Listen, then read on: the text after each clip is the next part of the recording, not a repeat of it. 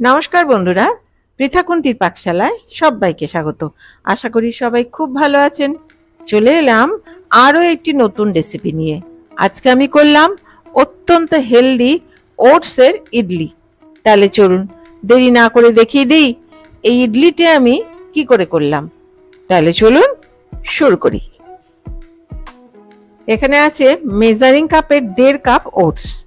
এই ওটসটা এবার আমি গুঁড়ো করে নিচ্ছি গ্রাইন্ডারে।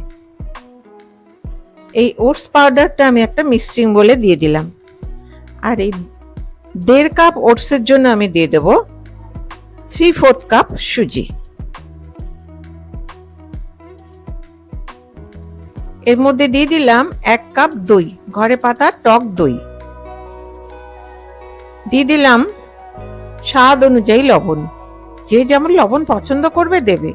আর দিয়ে দিচ্ছি প্রয়োজন অনুযায়ী জল। এই ব্যাটারটা বানাতে যতটুকু জল প্রয়োজন ততটুকুই দিতে হবে। দিয়ে খুব ভালো করে এটা মিশিয়ে নিচ্ছি।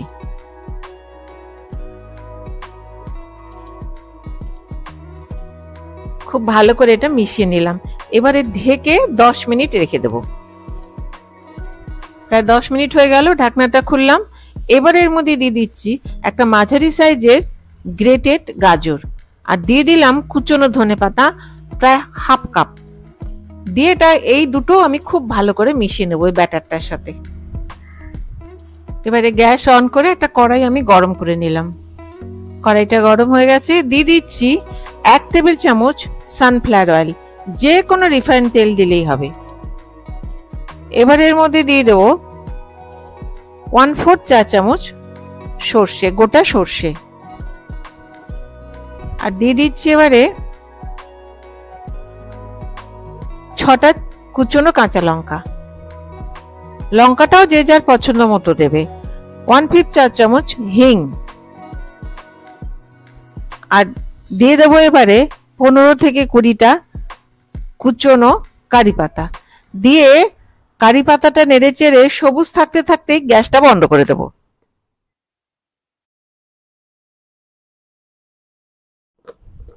এবার এই ফোড়নটা এই ওটস সুজির ব্যাটারের মধ্যে দিয়ে দিলাম। দিয়ে এটাও খুব ভালো করে মিশিয়ে নিচ্ছি।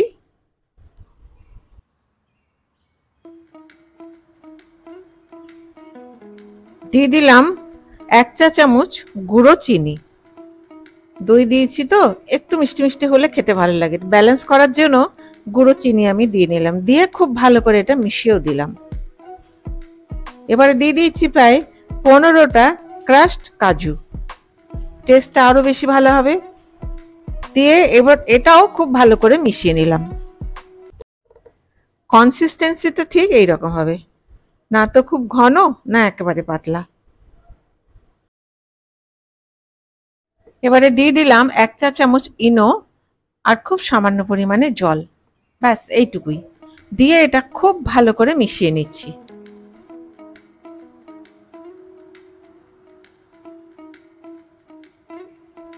এবারে ইডলি স্ট্যান্ডে সামান্য পরিমাণে তেল দিয়ে গ্রিস করে নিচ্ছি। কেউ ব্রাশ দিয়েও করতে পারে, যার ইচ্ছা হবে সে হাত দিয়েও করে নিতে পারে আমার মতো। আর যে যার পছন্দ মতো তেল দেবে। আমি সানফ্লাওয়ার অয়েল দিয়েছি, যে কোনো রিফাইন্ড তেল দিলে হবে। এইবারে এই ইডলি ব্যাটার থেকে একটু করে নিয়ে এই স্ট্যান্ডের মধ্যে দিয়ে দিলাম। তাই এক একটার মধ্যে 1.5 চামচ করে দিলেই হবে।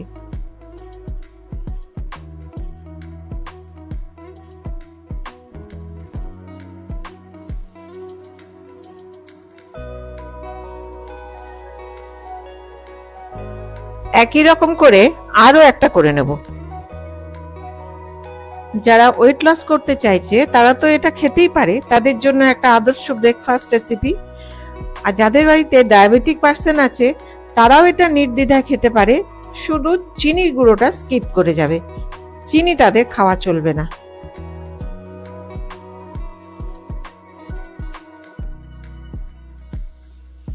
ইডলি কড়াইটার মধ্যে 1.5 লিটার জল দিয়ে গ্যাসটা অন করে দিলাম। দিয়ে ইডলি স্ট্যান্ডগুলো বসিয়ে দিচ্ছি, ঠিক যেমন দেখিয়ে দিচ্ছি এইভাবে বসিয়ে দিতে হবে। দিয়ে এটা ঢেকে দেব।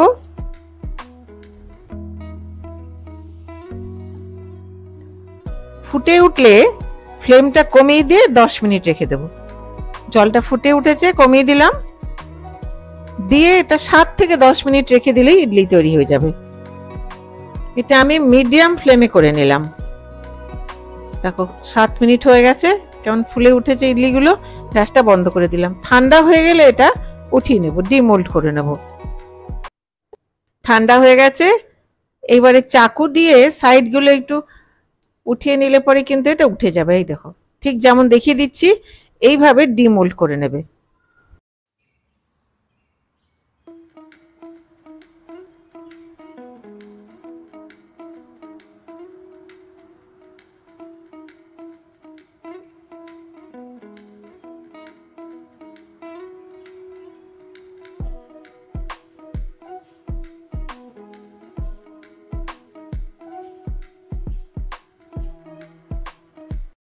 প্রথমে গ্রিস করে নিয়েছিলাম, এবারে কিন্তু আর গ্রিস করার দরকার নেই।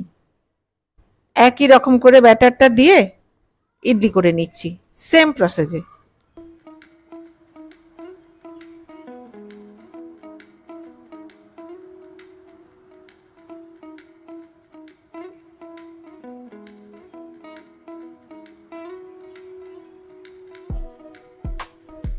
দেখো কত সুন্দর হয়েছে, কিরম ফুলেছে। গ্যাসটা বন্ধ করে দিলাম। ঠান্ডা হয়ে গেলে এটাও তুলে নেব, সেম প্রসেসে। ঠিক যেমন দেখিয়ে দিচ্ছি এইভাবে তুলে নিতে হবে। যে পরিমাণে আমি ব্যাটারটা নিয়েছিলাম তাতে 20টা ইডলি হবে, এই সাইজের 20টা ইডলি হবে। তাহলে বন্ধুরা তৈরি ওটসের ইডলি। কত সফট হয়েছে দেখো, অত্যন্ত নরম। আজকে আমি এটা সার্ভ করলাম নারকেল আর ছোলার ডালের চাটনি দিয়ে।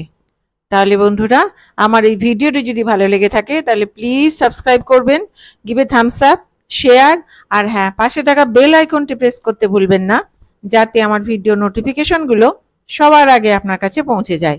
আপনারা বাড়িতে করুন, খান, আর আমাকে কমেন্ট করে জানান কেমন লাগলো। তাহলে দেখা হচ্ছে আইটি নতুন রেসিপি নিয়ে। আর আমার এই ভিডিওটি শেষ পর্যন্ত দেখবার জন্য ধন্যবাদ। ভালো থাকবেন, সুস্থ থাকবেন।